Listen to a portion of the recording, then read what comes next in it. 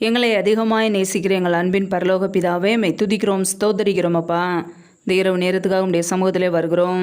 இந்த நாள் முழுவதும் எங்களை பத்திரமாய் பாதுகாத்து கொண்டீரே, அதற்காக ஸ்தோத்திரம். ஒவ்வொரு நாளும் கணிமணி போல் எங்களை பாதுகாத்து கிருபையோடு ஜீவனோடு வைத்திருக்கிறீரே, அதற்காக நன்றி அப்பா. இந்த வருடம் முழுவதும் எங்களை பாதுகாத்தீரே, நன்றி.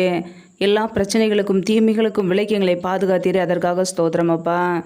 இந்த இரவு நேரத்தில் இணைந்திருக்கிற ஒவ்வொரு பிள்ளைகளையும் இப்படிய கரங்களில் அர்ப்பணிக்கிறோம். ஒவ்வொரு குடும்பங்களையும் இப்படிய கரங்களில் அர்ப்பணிக்கிறோம்.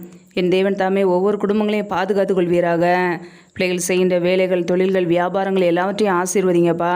கையின் பிரயாசங்களை பெருக பண்ணுங்க. கையின் பிரயாசங்கள் தேவையில்லாத செலவுக்கோ, வீண் செலவுக்கோ, மருத்துவ செலவுக்கோ வடின்னு சொல்லி போகாதபடிக்கு என் தேவன் பிள்ளைகளை ஆசீர்வதிங்க. இப்படியே நன்மையினால் நிரப்புங்கப்பா. யாரெல்லாம் வேலை இல்லாமல் கஷ்டப்படுகிறார்களோ, என் தேவன் அவர்களுக்கு நல்ல வேலையை கட்டளையிடுங்கப்பா. எந்தெந்த குடும்பங்களிலெல்லாம் கர்ப்பத்தின் கனிக்காக ஜெபிக்கிறார்களோ, என் தேவன் ஒரு அற்புதத்தை செய்வீராக. யாரெல்லாம் பலவீனத்தோடு, சோர்வோடு, வியாதியோடு கஷ்டப்படுகிறார்களோ, என் தேவன் நல்ல சுகத்தை கொடுங்கப்பா. இந்த இரவு நேரத்தில் இன்பமான நித்திரையை கொடுங்க.